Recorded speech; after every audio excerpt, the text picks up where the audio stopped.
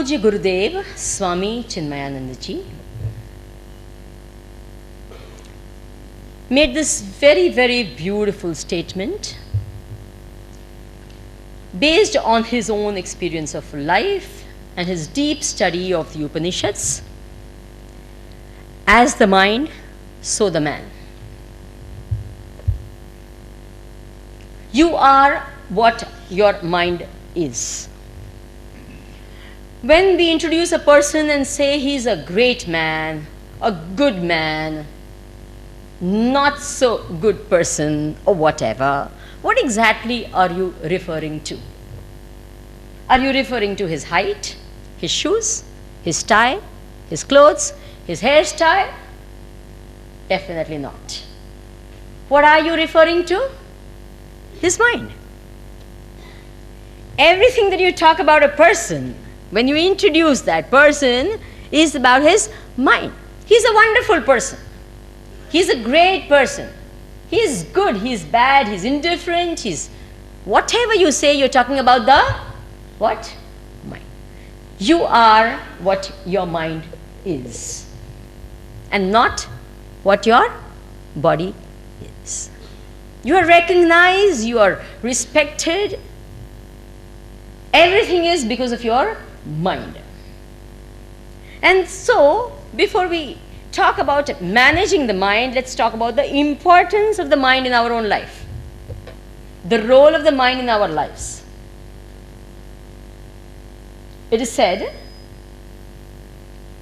that Atmaiva Atmano Bandhu Atmaiva Ripuratmanaha. Your own mind is your best friend, and your own mind is your worst what? Enemy. All of you must have noticed early morning, what prevents you from getting up? Is it people? No, it's your mind. 5 minutes more. Who says that? Come on. It's your mind.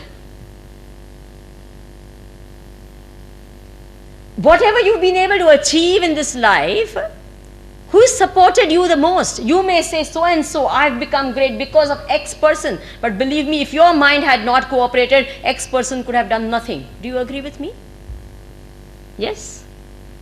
So it's your mind that's your best friend and your worst enemy. Isn't it true? How many of us are persecuted by our own mind? Do you agree? What prevents us from sleeping at night? Is it the mother-in-law?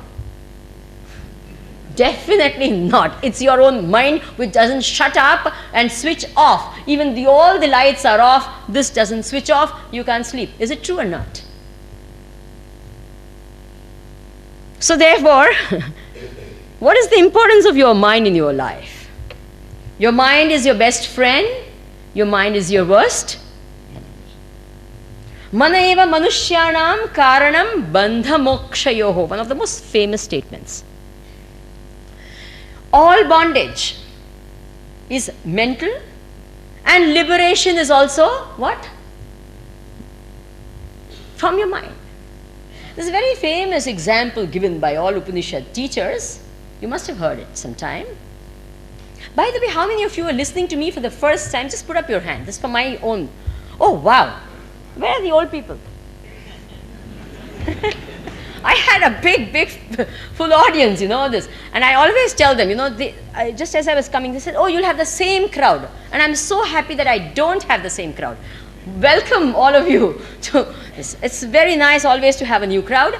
And because it's a new crowd, let me give one more introduction than what he has given. I have a very bad habit. When I give my talks, I ask a lot of questions, and I expect my audience to answer.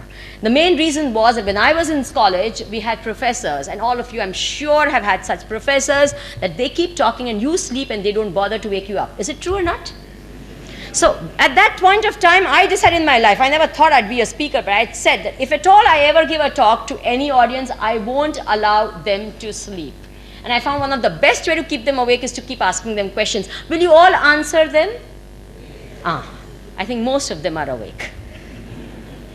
And the fact that your eyes are open is no guarantee that you are not